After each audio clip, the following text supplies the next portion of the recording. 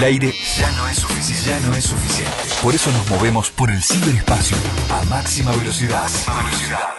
La RZ Radio, porque el futuro es hoy. En un mundo manejado por las redes sociales, te podés encontrar con cualquier cosa. Tenés que saber qué elegir. La RZ es la mejor opción. Información justa.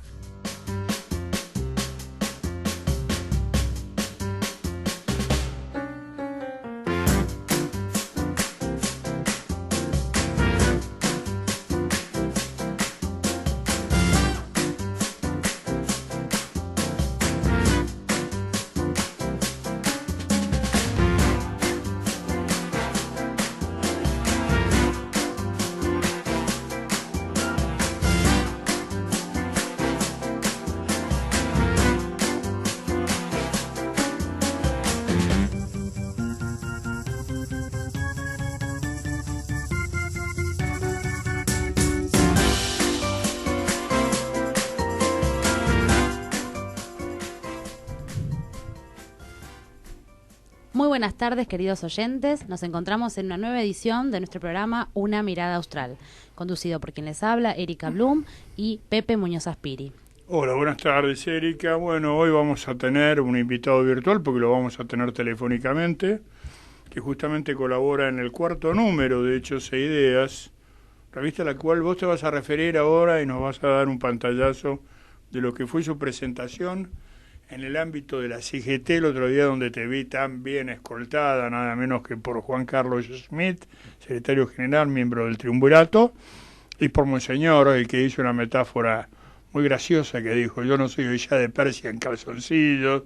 Llegó con mucho humor y con mucha profundidad, aparte de los otros oradores, el ex rector de la Universidad de Cuyo y la enorme Ana Colotti. Estoy diciendo enorme, estoy diciendo en su volumen intelectual, que quede bien en claro. Así es, Pepe, estuvimos realizando la presentación el día martes en el Salón Felipe Vallese de la CGT, también acompañados por Esteban Castro, el gringo Castro, secretario general de la CETEP, y por Humberto Podetti, también miembro de redacción, miembro del Consejo de Redacción de la revista Hechos e Ideas. Hay una nota, un reportaje del gringo Castro acá en este número, el número 4. Así es, porque en el número 4 hemos abordado el tema, la relación de la tecnología y el trabajo, y las nuevas formas de trabajo que han surgido estas últimas décadas. Empezamos a ahondar en temas que van a ser y que siguen siendo continuables, digamos, en los próximos números, pero le damos profundidad en respecto a cómo se va mermando las posibilidades del trabajo tradicional, aquel trabajo fordista, por nuevas formas que van apareciendo tanto desde la economía popular como las profesiones nuevas que, digamos, y del trabajo independiente que empiezan a aparecer y que configuran un nuevo escenario laboral. Sí, al respecto justamente hay un muy promocionado periodista argentino que trabaja en Estados Unidos, específicamente trabaja para el guyanaje cubano, está en Miami, de apellido Oppenheimer. Exacto. Y que el otro día estaba con el inefable Fantino, hablando de su último libro, que era justamente, bueno, lo que ahora está de moda, ¿no?, de decir la desaparición de determinadas profesiones, porque viene un periodo de sistematización, de informatización. Entonces hay que tener cuidado con eso, porque ya sabemos que con la revolución industrial surgieron los ludistas, que era Charles Lud, la gente que lo seguía, que rompían las máquinas porque las máquinas reemplazaban el trabajo del hombre. No era tan así. También el movimiento Carra, bueno, estoy tratando de recordar ahora. Bueno, fueron varios movimientos que transformaron prácticamente en Jacquerie.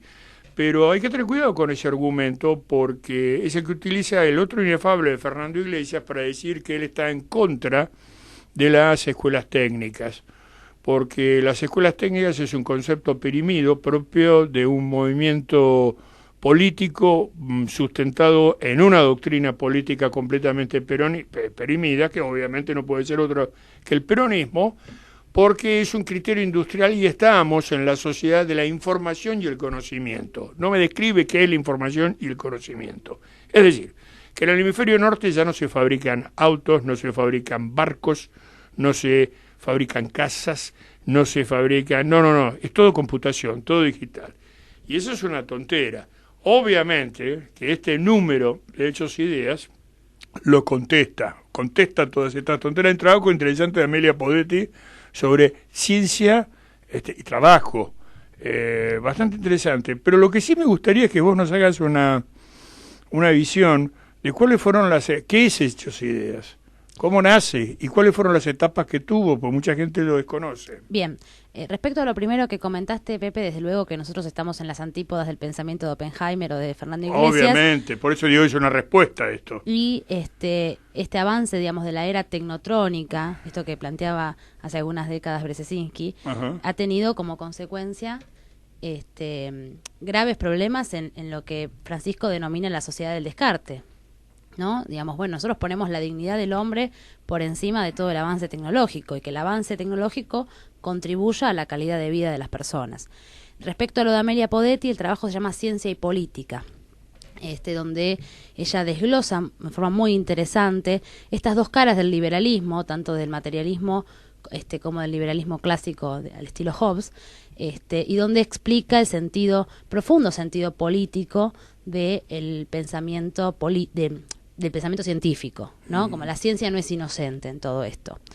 Yendo al tercer tema que tocaste, voy a poner un poquito la tapa, ¿no? Para respecto a la historia de la revista, justo el martes comenté algo al respecto. La revista inicia aparece en el año 35, en junio del 35, año que coincide con la aparición también de Forja, ¿no?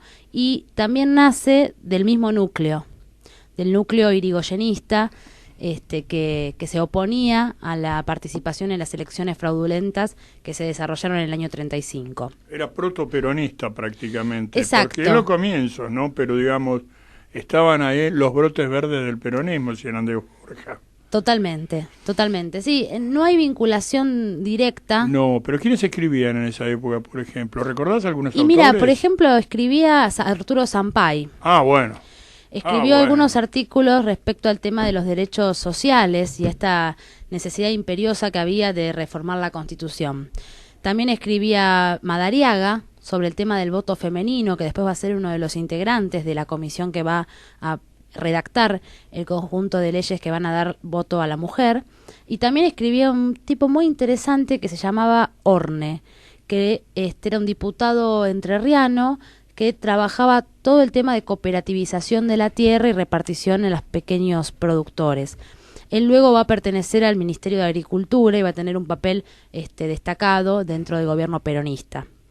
Digamos, ¿no? Porque no solamente el peronismo aplicó políticas para los trabajadores urbanos, sino que el Estatuto del Peón, que es la culminación, digamos, en términos jurídicos de la organización del trabajo rural, y la diferente repartición de tierras y cooperativización que luego va a articular con la formación del IAPI, ¿no? Sí, exactamente. Todo este momento del año 35 al 41 que la revista sale, si bien hay una diferencia sustancial con Forja, porque ellos no rompen las estructuras, como siguen intentándola desde adentro, dando la pelea desde adentro. Digamos, Forja es un grupo que se descinde de la UCR, en cambio ellos continúan el trabajo internamente, apoyando principalmente a Sabatini, ¿no? Que en algún punto también tiene una gestión protoperonista, o digamos distinta a los alvearistas en el radicalismo. Pero, sí, no olvidemos que Hernández Arrey se inicia en política con Sabatini, exacto, con la rama de sabatinista, ¿no? Porque otros piensan que viene el PC, lo confunden. No, lo confunden con un maestro de él, que fue Rodolfo Mondolfo. Exacto. Pero maestro de filosofía, ¿no? Pero justamente el sabatinismo es interesante, los vectores políticos que supo tener en su momento. Exactamente, sí. Y ellos, bueno, digamos, cuando uno lee esos números, le ponen fichas, digamos, al proceso que inicia Sabatini. Entonces, bueno, esto se va a dar hasta el año 41. La revista va a dejar de salir y va a volver a aparecer en el año 47, momento en el que ellos se ve que logran, bajo la misma dirección, bajo la dirección de Enrique Eduardo García, de quien no encontramos reseñas bibliográficas, digamos, biográficas del autor. Presumimos que fue un abogado, era periodista, pero no tenemos poca información respecto a algunas cosas que contó Amelia Podetti cuando él le cede los derechos en el año 73, pero no, mira lo notable que era, ¿no? La visión que tenían esos tipos que emprendían una tarea tan grande y tan larga, digamos, tan permanente en el tiempo, y sin embargo no se hacían a la araca de su currículum. Él, sin embargo, fue el que nucleó a todas estas personas. Y lo que sí, no como ahora, disculpame, porque me causa gracia por una común amiga y compañera que es Analía González, que dice: la defensa de la educación pública no se le hace exhibiendo el currículum. Basta, chiques, porque es verdad, hay como toda una exhibición. Qué interesante estos creadores, hacedores verdaderos, de lo que desconocemos mayores referencias, porque no andaban esa moda del currículum que es relativamente de las últimas décadas, de esas licenciaturas en universidades extravagantes de lugares inexistentes, pero en el hemisferio norte todos, ¿no? Sí, los hay de todas las especies, ¿no? Sí, por supuesto. Pero a mí me resulta interesante la humildad que estos hombres tenían. Claro, eso es lo más importante. Y la trascendencia que finalmente tuvieron, porque hoy podemos acceder a estos documentos del año 35, del año 37, del año 40, y yo creo que todas las cosas que se exhiben hoy en las redes sociales tienen muy poca trascendencia, o por lo menos tienen una injerencia solamente transitoria. Otro aspecto interesante que estas personas van a tener es que en algún punto esbozan una idea de tercera posición. Convengamos que cuando la revista sale estamos en el pleno conflicto de la Segunda Guerra Mundial, y es insistente el planteo que ellos tienen respecto a no vincularse ni con el frente soviético ni con el frente fascista, a nazi. En realidad le dan con un caño, digamos, a Alemania puntualmente, pero también es interesante no alineamiento. La neutralidad. Exacto. Que lo tuvo el irigoyenismo en la Primera Guerra Mundial. Exacto. Que después la mantuvo el peronismo. Exacto, pero ellos le dan un desarrollo bastante constante en todos los números, inclusive denunciando la existencia de campos de concentración en la Rusia soviética, aspecto que muchas veces se olvida. No, lógicamente, porque el PC, Codovilla, y que era fuerte el PC en ese momento, la izquierda. Sí, claro. Era muy fuerte, justamente negaban absolutamente los archipiélagos gulags, como después supimos a través de Solzhenitsyn, ¿no? Sí, convengamos que la CGT se forma en el año 36, donde hay una fuerte presencia del Partido Comunista. Sí, netamente. Netamente. Así que, bueno, todo esto va transcurriendo hasta que en el 41, como te mencionaba, Pepe, se deja de publicar y finalmente vuelve a salir en el año 47. El año 47 es interesante porque no solamente es una revista, sino que también pasa a ser una editorial, donde se publica un libro que yo tuve la suerte de conseguir en Salta por un querido compañero, Yayo Pérez Torres, que me lo regaló. Es un glosario de la Constitución del 49, donde se explicaba, se le da como todo glosario, es como un pequeño diccionario donde se desarrollan los conceptos fundamentales que sostienen la Carta Magna. Después van a también editar Política Británica en el Río de la Plata, de Scalabrini Ortiz. Ahí sí encontramos una vinculación, digamos, como que el peronismo logra hacer eso de reunir inclusive a propios extraños en un mismo proyecto, y ellos publican ese libro. Y lo mismo los planes quinquenales. Los van a publicar, no los he encontrado todavía, pero según lo que explican algunos historiadores que han hecho trabajos sobre hechos e ideas, cuentan que también estaba prologado y tenía una participación activa de Perón en forma directa en esta publicación. Yo creo que lo interesante también de esta época, que es una publicación mensual, es que tenemos todos los documentos, digamos, discursos inéditos de Perón, los diferentes proyectos legislativos, proyectos de creación de obras. Digamos, era increíble cómo todo eso se publicaba en estos libros, digamos, porque mantenía el formato que hoy tiene la revista, siempre lo ha mantenido en esos términos, un formato libro, con un conjunto de artículos y de trabajos que tienen una lógica que está explicado en cada editorial. Esta es la segunda época, ¿no? Esta es la tercera época. La que vos me estás Perdón, la cuarta época, disculpa. No, la que vos te estás refiriendo ahora es la segunda época, exactamente. ¿La tercera cuándo es? ¿En el 73? Sí, en septiembre del 73 sale el primer número de la tercera, ya no con la dirección de Enrique Eduardo García, sino con la dirección de Amelia Podetti. Este es un momento donde salen 9 números, del 73 al 76, donde Amelia Podetti trabaja activamente con la colaboración de Ana Colotti, que en su momento era su alumna, en la elaboración de lo que sería la traducción académica del pensamiento político de Perón, ¿no? Ella sostenía en cada una de las editoriales como el pensamiento justicialista el pensamiento de Perón no era solamente una posición coyuntural o un trampolín para saltar a un estado superior, como algunos sectores del peronismo consideraban, ¿no? Que el peronismo era, bueno, una transición hacia un socialismo o hacia otro tipo de sociedad, sino que consideraba que el peronismo y que la doctrina de Perón era una filosofía en sí misma.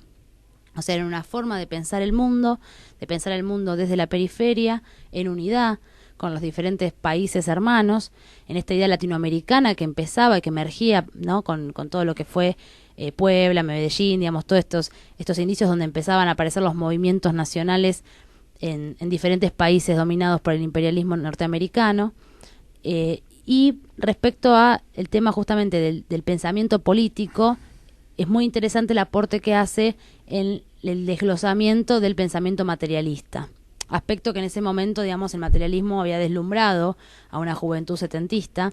Ella explica por qué, digamos, no están tan lejos, no están en las antípodas Hobbes y Marx, sino que son una continuidad del pensamiento occidental. Digamos que son una continuidad liberal que en definitiva plantea la guerra del todos contra todos, plantea el conflicto como motor de la historia, esta idea de la lucha de clases, ¿no? Como motor de la historia, que en definitiva es el conflicto entre los sectores, y no plantea, desde luego, como plantea el justicialismo, la unidad que hoy en día continuamos tratando de pregonar. Bueno, es una historia bastante corta, pero interesante y profunda. Y otro aspecto que me interesa rescatar en ese proceso es que Amelia tiene la grandeza de poder discutir, dialogar, inclusive publicarle a personas con las que no tenía una afinidad meramente política, ¿no? Como con personas con las que discutía. Y es muy interesante los debates que ¿Como cuáles, por ejemplo? Y por ejemplo con Eduardo Astezano, ¿no? Un referente de lo que es la izquierda nacional, digamos que ellos intentan hacer una lectura del peronismo desde el materialismo. Sí, ¿no? una bella persona. Inclusive Totalmente, él sí, sacó 3 números nada más, los cuadernos del nacionalismo marxista, una cosa bastante rara, pero donde habían... vamos a tener ahora la visita justamente del coronel Tamayo Grela, bienvenido. Hola, bienvenido. ¿Qué tal? Buenas tardes. Es el nuevo gerente de Relaciones Públicas, director de Relaciones Públicas del Círculo Militar. ¿Qué tal, Pepe? ¿Cómo estás? Bueno, bienvenido a nuestro programa. Está disculpado. Vamos a pasar a hacer una pequeña entrevista, ¿te parece, Pepe? A Walter Romero, que nos que participó, que estábamos presentando la revista Hechos e Ideas, que estuvimos presentando el día martes en la CGT y comentando un poco la historia de la revista, y ahora vamos a hacerle algunas preguntas a uno de los miembros del Consejo de Redacción de la publicación, así que bueno, hoy en breve finalizamos y le damos comienzo a la entrevista con usted.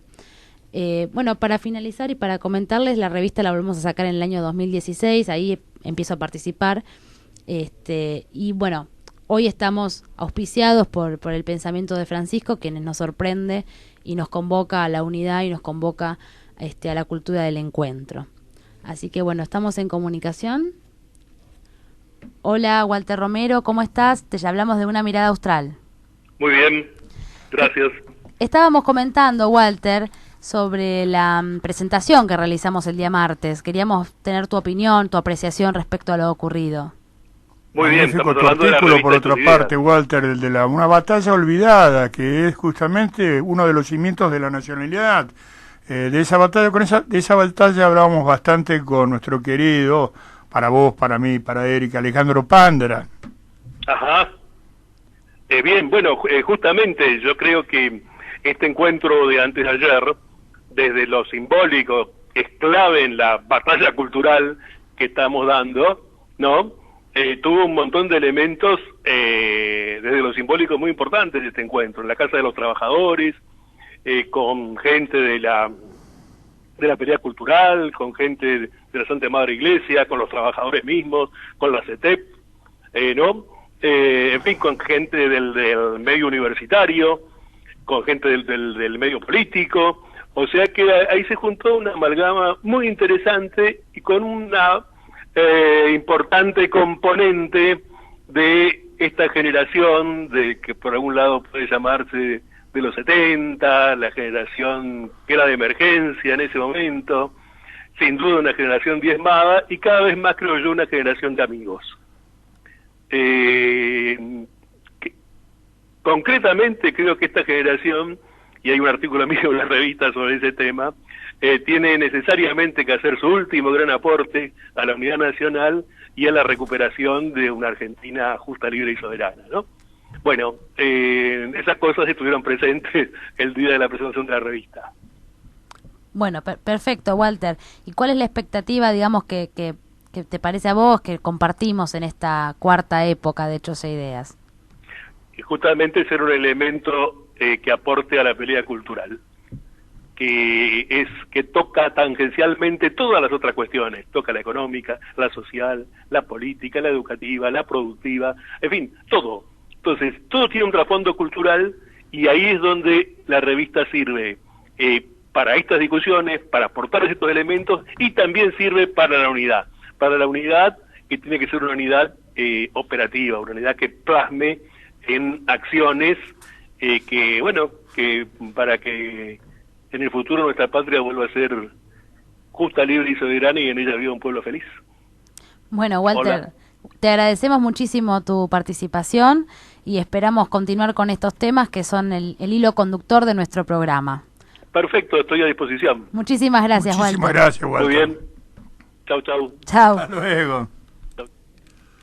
Bueno, una linda sorpresa encontrarme con un viejo amigo, el coronel Tamayo Grela, Gustavo X, veterano de Malvinas, herido en combate de caballería, y la última vez que te vi con un informe fue justamente en el desfile de veteranos por la Libertadora, por la Avenida del Libertador, el año pasado, que yo estaba con las mellizas, que vos las conociste, las mellizas Duches de la Flor. Sí, ellas te aplaudían. Sí, veníamos con hinchada propia. Con hinchada propia. Vos sos autor también de un libro, bueno, él fue presidente de la Fundación Soldados, donde había una muy buena revista, no sé si sigue saliendo, muy buena publicación. Sí, estaba en cargo de un gran amigo nuestro, periodista, Chacho, que falleció recientemente. Sí, siempre un recuerdo de Chacho Rodríguez Muñoz, un gran amigo. Gran amigo, que se cortaba el pelo más o menos como yo también. Sí. Parecía más milico que todos los militares. Y era un gran periodista. Y eso sos autor justamente del Sabor de la Derrota, un libro de tus experiencias allá en Malvinas. Y tuve la agradable sorpresa el otro día de enterarme que sos el flamante director, yo dije gerente, porque como estamos en un momento de un gobierno de gerente, todo es gerenciado, ¿no? Director de Relaciones Públicas del Círculo. Sí, me han honrado con este cargo. Para mí, la verdad que es muy grato estar en el Círculo Militar, en ese Palacio Paz, porque es un lugar el Círculo Militar, más allá de que fue creado, es una institución de muy vieja data, que la creó en su momento militar italiano al servicio del argentino, Levalle. Levalle, que está al lado de Roca en el famoso cuadro de Lavalle, de la comunidad. Exactamente. De Lavalle, sí. Fue un centro de generación de culturas e ideas. Uno de los prestigiosos socios del Círculo Militar, que fue miembro de la comisión, fue en su momento el entonces Teniente Coronel Perón, por ejemplo. Sí. Y así podemos mencionar una serie de oficiales destacados. Cruzaba ceros con Arona Anchorena, era cuando practicaba en esgrima. Sí, porque era un gran deportista, y un gran esgrimista. Y también muy buen jinete. Sí, siendo de infantería. Ahora, decía esto justamente por el hermoso salón de esgrima que tenía. Ya no lo tiene, bueno, porque esa zona la va a volver a tener. Esa zona la están transformando, es una obra de una compañía suiza, si no me equivoco. La empresa se llama Red. Ahora tenemos la pedana de vuelta, la hemos recreado en el último al tercer piso del Palacio Paz. Se recreó todas las pedanas, la verdad que quedaron muy lindas, las estaba viendo. Y yo no sé cómo hicieron, porque hicieron toda una excavación, cómo sacaron la tierra, ¿dónde la sacaron? ¿Dónde la llevaron? Porque dicen que la van a utilizar para relleno de la estructura que está en Olivos. ¿Pero cuándo? ¿A qué hora la sacaron? No sé, con un plato volador. No, realmente es una obra formidable. Formidable lo que estuve viendo. Porque cuando esté concluido, aparte de este edificio de departamentos que realmente tiene una estética muy bonita, debajo de un bello jardín que va a haber, va a estar una piscina cubierta y climatizada, un gimnasio de grandes dimensiones y un stand de tiro, recuperando buena parte, claro, de las funciones que tenía el círculo. Y se está renovando el hotel también, que está al lado del círculo militar, que se está haciendo completamente nuevo en el interior, que está concesionado a una empresa también, pero también con destino de uso de los socios de parte del hotel. Esta empresa es suiza, ¿no? La que está haciendo... No sabría decirte exactamente el capital, pero trabajan en forma muy eficiente. No, pues justamente con alta tecnología y... el nivel de calidad de construcción es muy bueno. La semana que viene vamos a visitar la obra, así que ahí te voy a poder comentar más. Bueno, eso sería interesante justamente, y sobre todo para preservar como joya arquitectónica de la ciudad, como patrimonio histórico, el Palacio Paz. Enfrente tenemos la Cancillería, que es el Palacio Anchorena, ¿no? Y bueno, después tenemos el Aurora Palace. Digamos que todo lo que rodea la Plaza San Martín es una impronta muy porteña, inclusive. Sí. Está bien, son palacios estilo italiano, esto y aquello, pero con un toque argentino. Sí. Como la Avenida Alvear, la Avenida Quintana, perdón. La Avenida Alvear más que Quintana, que vendría a ser la más francesa de las avenidas, pero sin embargo tiene un toque argentino, porque, bueno, ahí está la nunciatura papal. Exactamente. Una condesa, pues ahora está enterrada ya en Roma, pero claro, semejante mansión se la regala al Vaticano, los muchachos, condesa del Vaticano, ¿no? Pero que también lo que es, por ejemplo, la Plaza Carlos Pellegrini, donde está el Jockey, está la Embajada de Brasil también, es la Embajada de Francia, y son postales de Buenos Aires. Buenos Aires es una ciudad realmente bella, que tiene sus distintos barrios tienen distintos enfoques de belleza, pero realmente una ciudad muy interesante.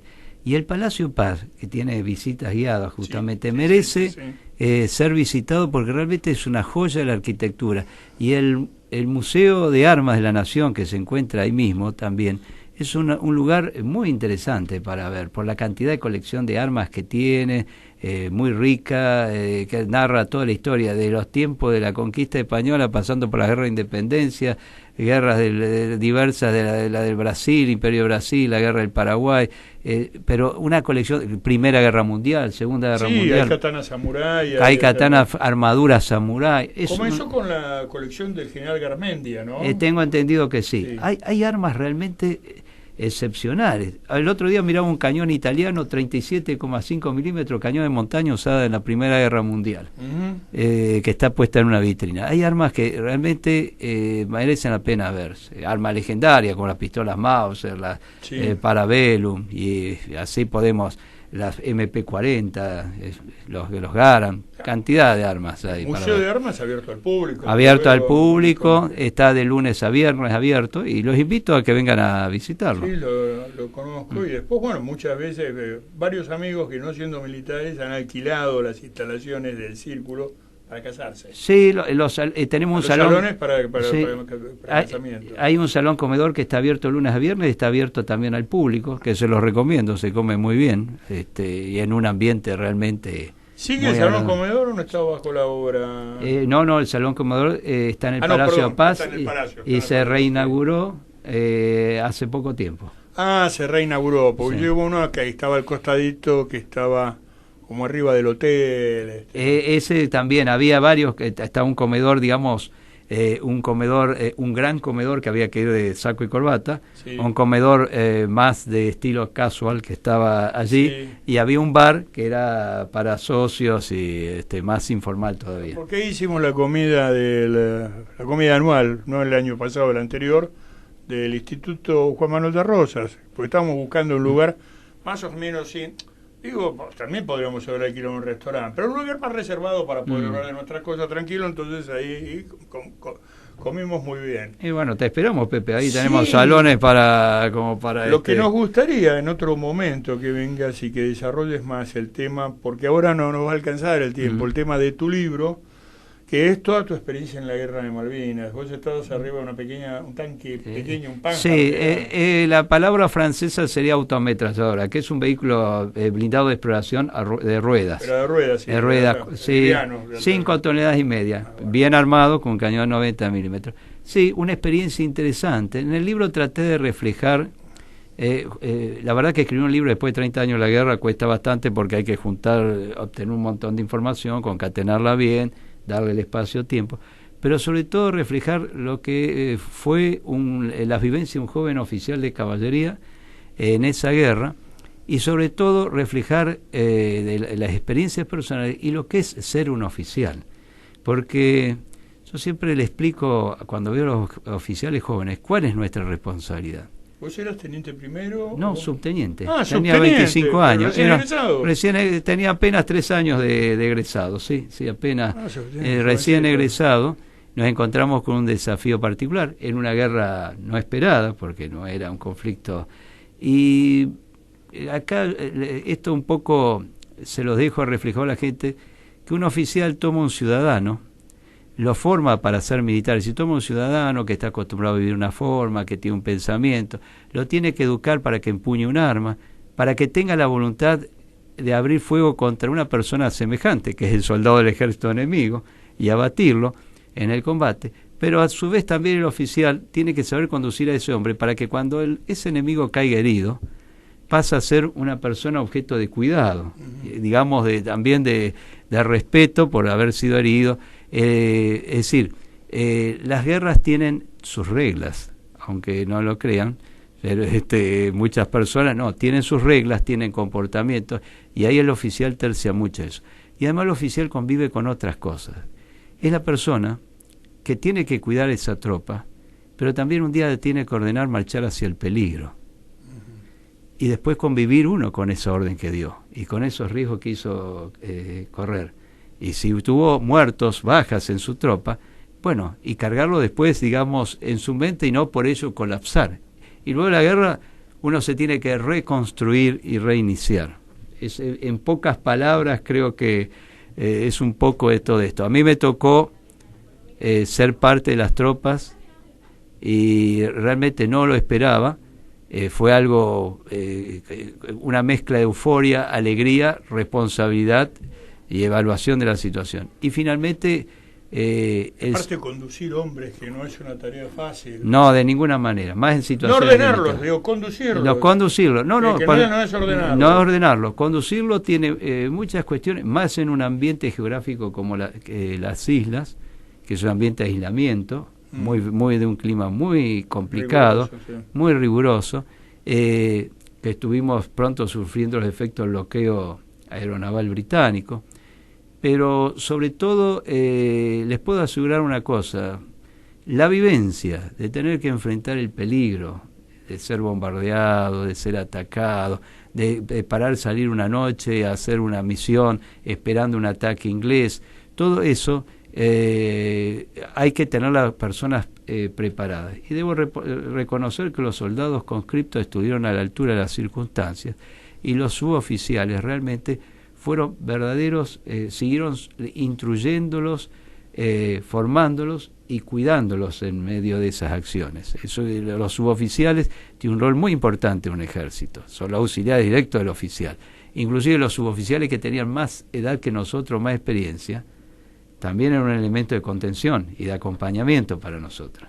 Claro, porque venían algunos camaradas suboficiales que serían mayores que vos. Que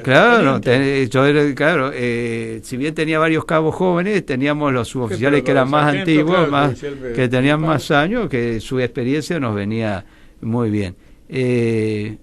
Realmente... Afortunadamente tu sección tuvo pocas bajas, ¿no? Tuvimos exactamente 5 heridos. 5 no tuvimos muertos. El que peor la llevó fue el jefe de sección. Después tuve un suboficial herido, el conductor en mi vehículo, el apuntador en mi vehículo y 2 soldados más. Afortunadamente heridas... que no dejaron secuelas. No dejaron secuelas o dejaron secuelas muy leves. Lo digo porque un día me decía un soldado mío, tuvo una suerte, le pegó una esquirla acá en el cráneo, pues no teníamos casco de acero, nosotros teníamos boina, y claro, al principio estaba que le quedó la esquirla, todo muy bien, pero a los días, cuando iba en el barco siendo repatriado, se le infectó la herida, tuvo un poco de dolor, todo más, decía, pero usted no me vio cuando, le digo que yo te vi hasta que estabas ahí con nada más que por suerte un rasguño, pero tuvimos suerte, se les trajo la esquirla, no tuvimos problemas porque la guerra tiene sus consecuencias, los amputados, los que sufren heridas graves, la gente que obviamente que fallece, que muere, es un negocio difícil, un trance difícil. Sin embargo, es muy interesante que usted pueda dar este testimonio y dejar registro en una publicación de cuál ha sido la experiencia, ¿no? Porque lamentablemente hay muchas personas que justamente no conocen las consecuencias y las normas, las reglas que se imparten para que se desarrolle una guerra, pero sin embargo construyen una serie de relatos y de posiciones que nada tienen que ver con la realidad que ustedes transitaron. Yo les voy a decir una cosa. Una de las cosas que nos recomendaron todos los mandos de la isla, del gobernador a los comandantes, fue el respeto a la población civil. Y les puedo decir que se cumplió. Que se cumplió. Hubo un respeto por la propiedad y por las personas, ¿no? Cuidarlo, no ponerlo en riesgo. Otra cosa que les puedo comentar fue cuando yo llegué el 9 de abril. Todavía hasta vi policías británicos el día que llegué. No había, me acuerdo, unos crucé dos policías británicos en uniformado azul que andaban por allí. Sí, los boys. Sí, que andaban en la isla, y tuve oportunidad de hablar con la población del lugar. Y la verdad que es interesante, eso lo voy a ir relatando en el libro, cómo era la visión que ellos tenían hacia nosotros, ¿no? Porque uno siempre hay que mirar el otro lado del mostrador también. Totalmente. Cómo nos vieron llegar, la sorpresa de vernos llegar, porque fue una invasión, yo le llamo siempre la reconquista. Claro. La reconquista. Recuperación, claro. La recuperación, la reconquista. Por eso hablo parangondando a Liniers la reconquista. Claro, porque nadie va a invadir lo que le pertenece. propio, sí.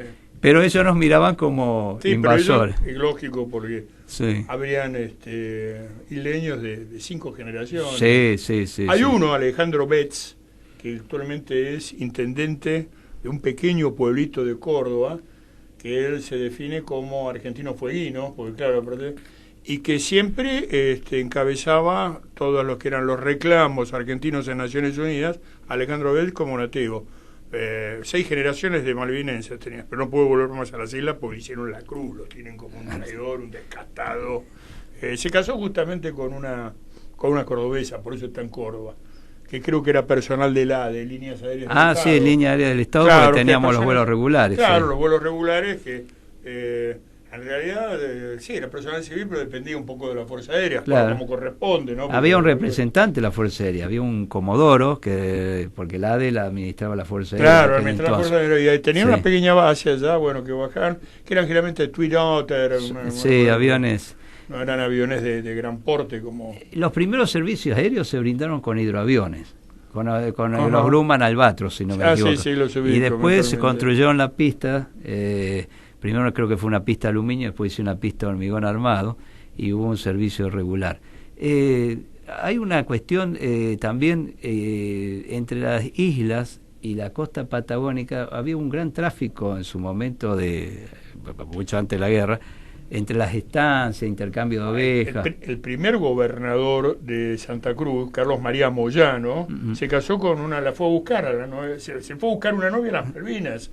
Se casó con una malvinense. Se la fue a las Malvinas a buscar Carlos María Moyano. El segundo fue Ramón Lista, pero de Santa Cruz, porque justamente hubo un poblamiento, una buena cantidad de escoceses que fueron a trabajar a estancias británicas que están en Santa Cruz, que venían de las Malvinas. Sí, había una gran relación. Claro, interesante. Eso es interesante, ¿no? Se ha escrito poco sobre eso, pero estaban en las memorias del propio Moyano, que lo llamaban el marino de a caballo, porque era de la Armada, pero que descubrió montones de confluencias, se dedicó a la exploración. Están las memorias de él, ¿no? Sobre todo la parte de la precordillera.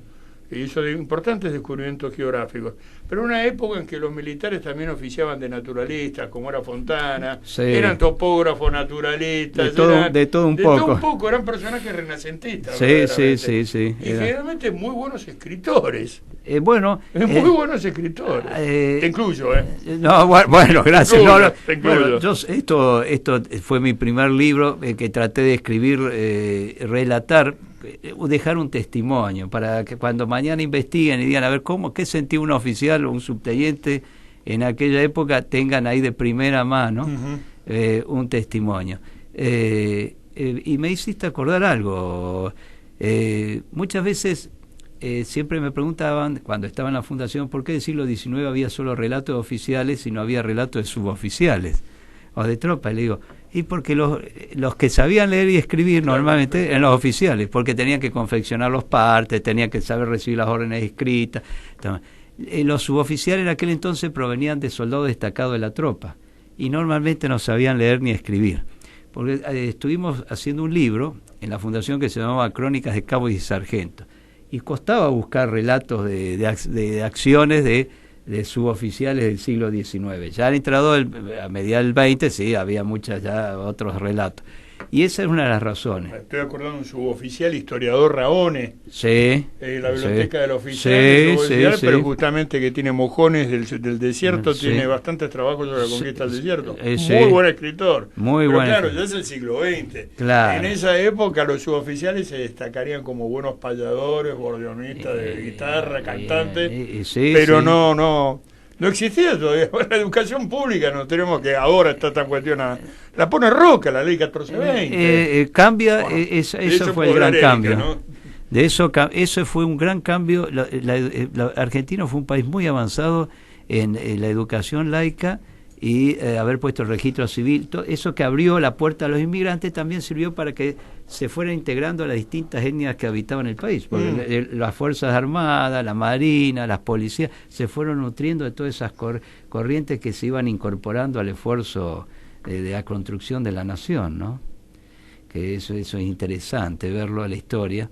Y justamente mucho de la gente de tropa, sí, fueron después ascendiendo socialmente, escalando. Muchos se alfabetizaron justamente gracias a las Fuerzas Armadas. Exactamente. En términos históricos.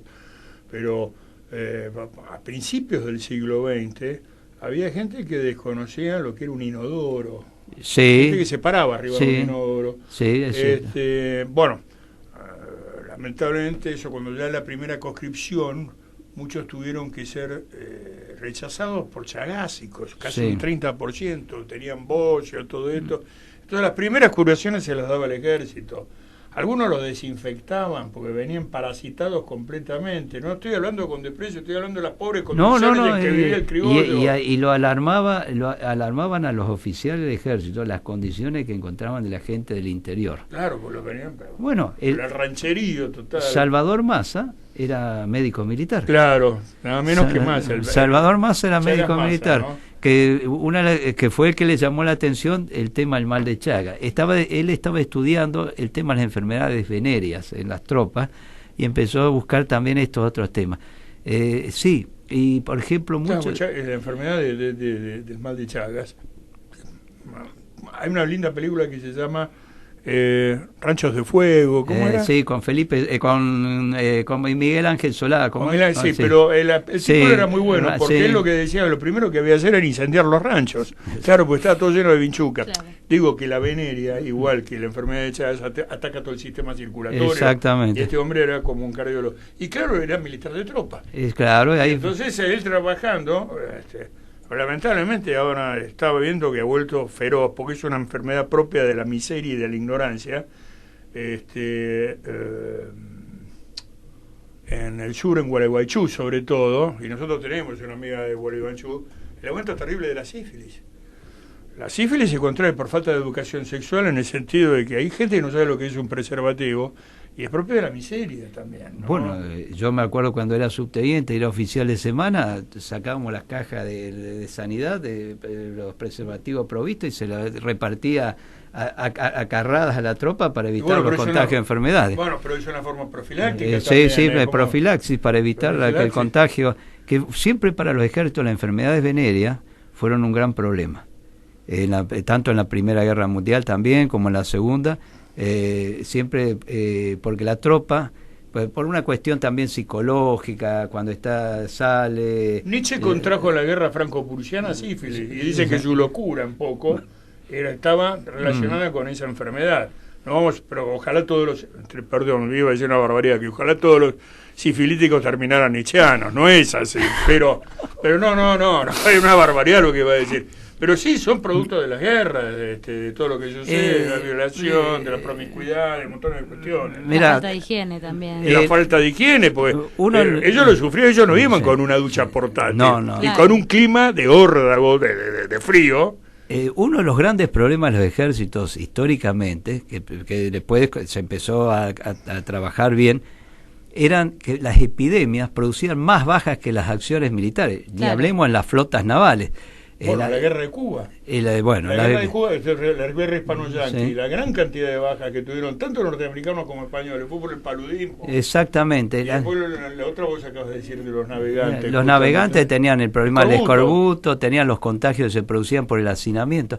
Los campamentos militares, uno cuando ve el cólera, la guerra de Crimea, eran los grandes problemas sanitarios. Eso se mejoró muchísimo en la Primera Guerra Mundial y en la Segunda Guerra Mundial. Pero cuando uno tiene toda la gente así, digamos, próxima, y el riesgo de contagio era muy grande. El cabello corto en los ejércitos es para evitar los piojos, porque se corta justo porque antes se usaban los cabellos largos, inclusive engrasados, las barbas. La barba se dejó usar por la máscara antigás. ¡Ay, qué interesante! Bueno, vieron, porque la barba impedía que la máscara antigás selle, y ahí oficiales que antiguamente usaban barba empezaron a rasurarse, a afeitarse para que selle bien la máscara antigás. No solamente los personajes de la guerra de secesión norteamericana, de la guerra civil norteamericana, mismo nuestro Güemes. Sí, todo. Acá, todo era común. Pero era por la máscara de gas. La máscara de gas, porque si no, no permite sellarla bien. Así aparecen, les digo, hay muchas cosas que van apareciendo que tienen un sentido. Sí, como el sentido de la venia, que cuando se encontraban se levantaban la visera del yelmo. Sí, vienen. Entonces la mano se levantaba para elevar la visera, entonces ahí quedó lo de la venia, ¿no? Hay muchas cosas. O por qué combatir, se saluda con la gorra puesta y no sin la gorra. También todo un sentido. Todo ¿no? hay todas unas tradiciones claro. Que son muy típicas. Es interesante porque podríamos hablar de esto de carrada, pero fíjense una cosa, lo que eran las epidemias para un campamento militar que lo podía dejar diezmado. Podía, en Malvinas, mantener las tropas en buenas condiciones de sanidad, con ese frío, porque la alimentación fue decayendo a medida que iba avanzando la campaña, y siempre las tropas no sufren todas por igual. Las que están en primera línea, siempre en contacto con enemigos, donde cuesta más llevar la comida caliente, que están en acción... Claro, son la infantería es la que generalmente está en todas las guerras y en todos los ejércitos, la que más sufre las consecuencias del combate por estar ahí en una zona en contacto con el enemigo. Después uno a medida, por ejemplo, la caballería, cuando era caballo era una cosa, pero siempre tiene otra movilidad. Pero por ejemplo los de tropas blindadas, siempre sabemos la cantidad de cosas que uno puede llevar en un tanque. Siempre hay más lugar para meter elementos extra, alimentación extra, etcétera, etcétera. Es otra forma. Los artilleros que van con sus piezas de artillería, que están más a retaguardia, o que van con camiones, también tienen por ahí más, posibilidad de llevar. Pero el hombre a pie que combate en primera línea con un equipo muy ligero, y si no tiene un buen sostén logístico, sufre mucho. Por eso mi reconocimiento a la infantería argentina, que tuvo que sufrir unas condiciones, un clima atroz. Nosotros mismos lo sufríamos, pero los hombres que estaban en esas posiciones, esos que se llama pozos de zorro, ahí esperando, sometidos a los vientos. Si nosotros veíamos, era una llovizna, un frío constante, los borceguías había que mantenerlos engrasados para que la humedad no le pase, cambiarse las medias frecuentemente. Por eso todas esas cosas al hombre lo va desmoronando. Después se suma el fuego de artillería, los bombardeos, el hecho de aislamiento, todo eso, todo va sumando. El enemigo no es solamente el que ataca, sino también esas circunstancias que uno le va erosionando la moral. Como digo siempre, uno sale con las armaduras brillantes, los pendones al viento, y a medida que va marchando se van oxidando las armaduras, los pendones se van deshilachando y uno tiene que evitar que eso suceda. Ahí está también otro secreto del conductor. ¿Cómo hago para llegar hasta el último día en las mejores condiciones posibles. No, aparte los ingleses tenían la posibilidad de renovar su personal, es decir, ¿no? Lo llevaban al barco nuevamente, vacaban otro, mientras la tropa argentina estaba metida en los pozos de Zorro, sí, inmovilizada. Pero no creas, hace unos años atrás tuve la oportunidad de hablar con un teniente general inglés que fue de los Parak 2, acá en el centro naval. Me invitaron con otros veteranos de guerra. Y él me contaba lo durísimo que fue la campaña para ellos, lo que sufrió en el frío, lo que sufrieron. Lo que pasa es que vamos a reconocer que los ingleses llevaron básicamente dos tipos de tropas, los que se llaman regimientos on foot, que son regimientos de comando, de paracaidistas, con mucho entrenamiento, digamos, tipo de vivir en la intemperie, con el paño, digamos, envuelto, y las tropas galesas, que eran más de tropas de infantería mecanizada, es decir, con blindado. Pero este hombre era justamente de este tipo de regimiento, de paracaidistas, una tropa muy bien entrenada, pero sufrieron mucho de la campaña. Fue una campaña muy dura. Ellos cruzaron a pie la isla, que era una distancia considerable, con un suelo sumamente dificultoso, y bajo, cargando buena parte del equipo. Lo que pasa es que el entrenamiento del ejército inglés, aparte de su experiencia en estas cosas, hay que reconocer que luchamos con una de las mejores infanterías del mundo. Sí, lógico. Lo cual, como siempre digo, o dicen varios... guerras permanentes aparte. Y ellos mismos reconocen el valor y el nivel de resistencia que tuvieron las tropas argentinas en el combate, ¿no? Eso es un reconocimiento que honra a los que participaron en la defensa de las islas, ¿no? Estamos finalizando el programa. Lamentamos no tener más tiempo porque es muy interesante lo que nos está contando y esperemos, ¿no?, nuevamente poder contar con su presencia. Vamos a tener otro programa para varios temas más relacionados justamente con la profesión castrense, ¿no? Tanto de historia, de su experiencia particular en Malvinas. Te agradecemos muchísimo, Gustavo. Gracias a queremos ustedes. el libro. Gracias a ustedes. Libro. Claro, no, la próxima vez le voy a traer el libro justamente. Muy interesante, la verdad. Muchísimas gracias. Gracias a ustedes. Así que bueno, ha sido un placer contar con su presencia breve pero contundente. Así que bueno, nos vamos a estar viendo el próximo jueves en un nuevo programa de Una Mirada Austral. Así que bueno, los esperamos y como siempre nos pueden ver y escuchar vía YouTube y la página de la RZ. Bueno, muchas gracias, buenas tardes.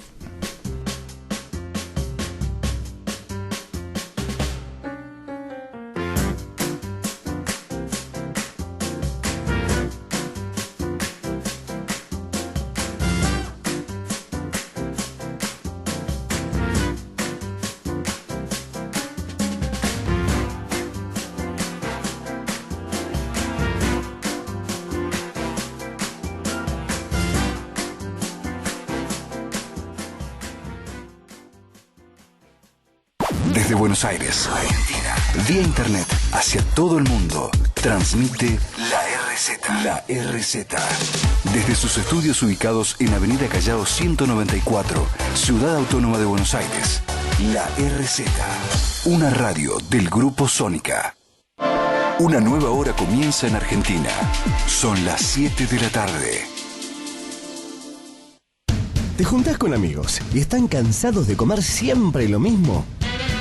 Acá tenés la solución. Pernil 10, un riquísimo pernil de cerdo con 30 figas